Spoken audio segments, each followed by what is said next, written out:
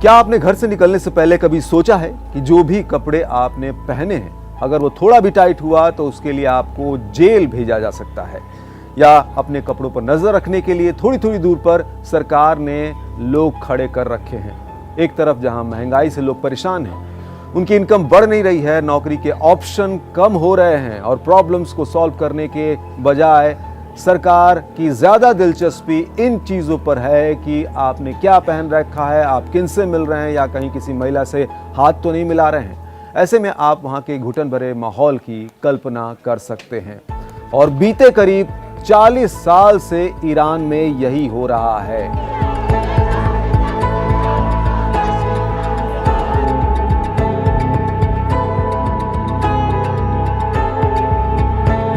Hello दोस्तों, मैं हूं अरविंद योगराज। आज बात होगी इसी ईरान की और उसके इस इतिहास की जो आज की तरह बिल्कुल नहीं था। ईरान के बारे में ऐसी बातें जिन्हें जानकर आप चौंक जाएंगे। ईरान में इस तरह की पाबंदियों से अब वहां के लोग उकता चुके हैं और इन बंदिशों के खिलाफ सड़कों पर उतरकर अपना विरोध जता रहे हैं। ऐसा ही विरोध हमें जुलाई में वहां हुए राष्ट्रपति चुनाव में देखने को मिला, जब वहां की जनता ने कट्टरपंथी कैंडिडेट की जगह एक उदारवादी उम्मीदवार को अपना राष्ट्रपति चुना। दुनिया इस जीत से हैरान रह गई, क्योंकि माना जा रहा था कि सुधारवादी नेता मसूद पेजेश्कियन का राष्ट्रपति चुनाव जीतना तो दूर, उन्हें शायद चुनाव में हिस्सा ही न लेने दिया जाए। पेजेश्किन की उम्मीदवारी इसलिए भी खारिज होने की आशंका थी क्योंकि उनके खिलाफ खड़े थे ईरान के सर्वोच्च नेता अयतुल्लाह अली खामेनेई के पसंदीदा कैंडिडेट सईद जलीली। सुधारवादी नेता मसूद पेजेश्कियान के उलट जलीली देश में मौजूदा धर्मतंत्र के पक्ष में रहे हैं। जलीली परमाणु वार्ताकार रह चुके हैं और उन्हें ईरान के सबसे ताकतवर धार्मिक समुदाय में मजबूत समर्थन हासिल था। जलीली पश्चिम विरोधी रहे हैं, जबकि पेजेश्कियन पश्चिम के साथ बातचीत के रास्ते पर आगे बढ़ना चाहते हैं। वे देश में मोरल पुलिसिंग के कड़े आलोचक रहे हैं। यहां आपको बता दें कि मोरल पुलिसिंग है क्या।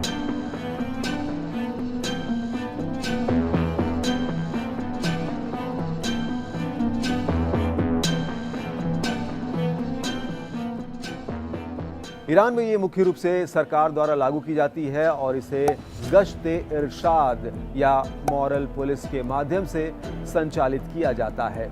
ये एक स्पेशल यूनिट है जो इस्लामी कानूनों और नैतिकता का पालन सुनिश्चित करने के लिए बनाई गई है।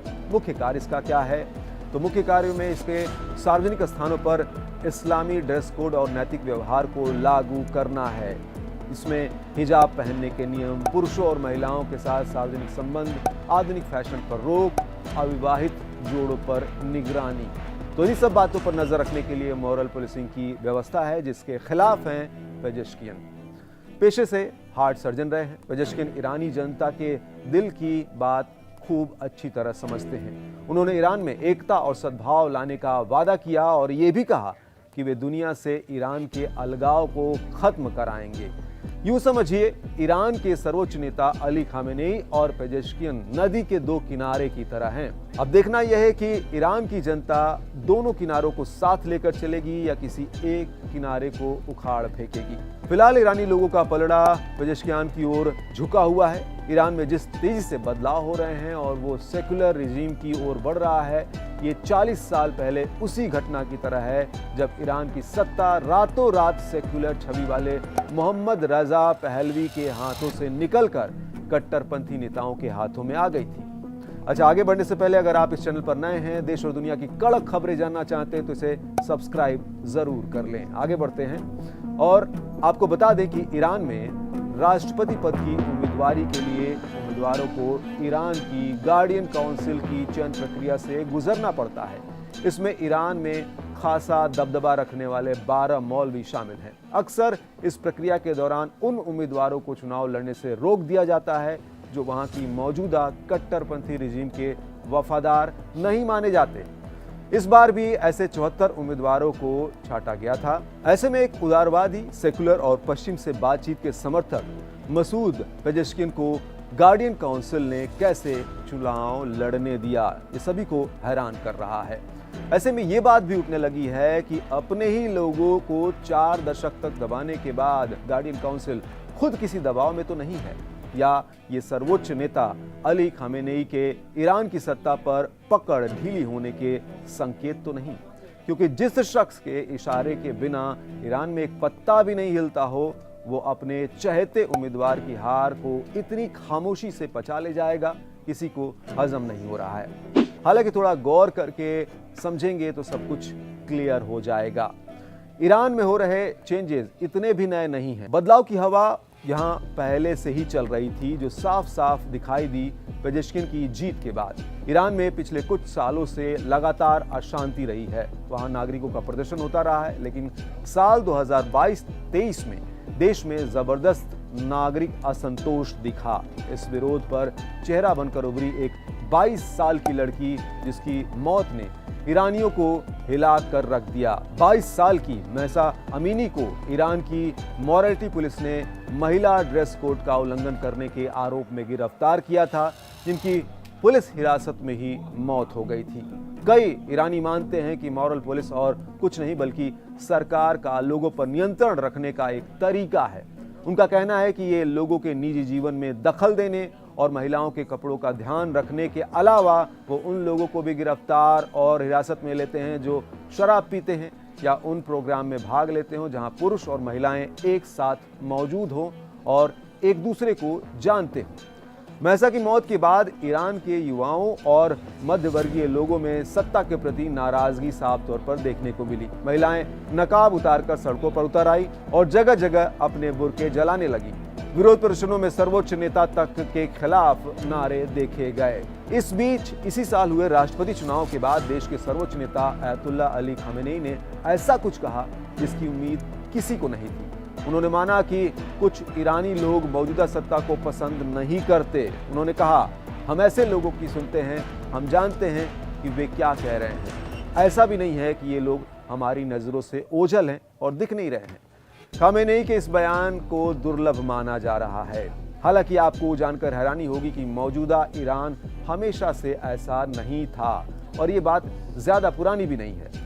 70 के दशक में ईरान में पश्चिमी सभ्यता का बोलबाला था। ईरानी महिलाएं अपने पसंद के कपड़ों में दिखाई देती थी। ईरान की इस बोल्डनेस की वजह वहां के शासक यानी रजा शाह पहलवी थे। 1936 में पहलवी वंश के रजा शाह ने हिजाब और बुर्का पहनने पर रोक लगा दी थी। महिलाओं के लिए इसे बड़ा क्रांतिकारी कदम माना गया। आगे चलकर उनके वारिस मोहम्मद रजा ने 1960 से 1963 तक श्वेत क्रांति नामक एक राष्ट्रीय विकास कार्यक्रम चलाया, जिनमें परिवहन नेटवर्क का विस्तार किया, बांध और सिंचाई परियोजनाओं को बढ़ावा दिया, बीमारियों से निपटने में मदद की, साक्षरता को बढ़ावा दिया और औद्योगिक विकास और भूमि सुधार को भी आगे बढ़ाया। लेकिन उनके सुधार देश में कुछ लोगों को पसंद नहीं आए। इन लोगों में से एक थे रूहुल्लाह खुमैनी। लोगों को लगने लगा कि उनका देश कुछ ज्यादा ही पश्चिमीकरण में डूबता जा रहा है। आपको जानकर हैरानी होगी कि रजा पहलवी के सुधारों के खिलाफ ईरानी महिलाओं तक ने प्रदर्शन किए, जो आज सड़कों पर आज़ादी आज़ादी के नारे लगा रही हैं। निम्न वर्ग, शिया पादरियों, व्यापारियों और छात्रों के बीच व्यापक असंतोष के कारण 1978 में पेरिस में निर्वासित रूहुल्लाह खुमैनी के प्रति समर्थन में तेजी से वृद्धि हुई। ईरान के प्रमुख शहर दंगों और अशांति में घिर गए। ईरानी क्रांति ने गति पकड़ी और 16 जनवरी 1979 को शाह ने देश छोड़ दिया और खुमैनी ईरान की सत्ता पर काबिज हो गए। ये सब हुआ रातों रात। बदलाव की वही आहट आज खुमैनी के उत्तराधिकारी अयतुल्ला अली खामेनेई को बेचैन कर रही है। इन सब के बीच ईरान में पिछले कुछ साल विरोध प्रदर्शन और सरकार के दमन के गवाह बने और अब क्रांति पुरानी पड़ती दिखाई दे रही है। मई में एक हेलीकॉप्टर दुर्घटना में रूढ़िवादी राष्ट्रपति इब्राहिम रईसी की मौत की वजह से मतदान में इस इस्लामिक गणराज्य ने एक ऐसे उम्मीदवार को चुना है जो बदलाव का समर्थक है। हालांकि ये देखना होगा कि शिया मौलवियों द्वारा नियंत्रित व्यवस्था में वो कितनी दूर तक जा पाता है। ईरान के राष्ट्रपति जो सर्वोच्च निर्वाचित अधिकारी होता है, उसके पास इस देश के धर्मतंत्र में सीमित शक्तियां हैं। ईरानी धर्मतंत्र की कमान अभी भी सर्वोच्च नेता के पास है, लेकिन मजबूत जनादेश से लैस पेजेश्कियन और मुल्ला वर्ग अगर आम सहमति पर पहुंच जाते हैं तो ईरान के पास अपने ऊपर मंडरा रहे तूफानों और पश्चिमी प्रतिबंधों से बाहर निकलने का एक मौका होगा।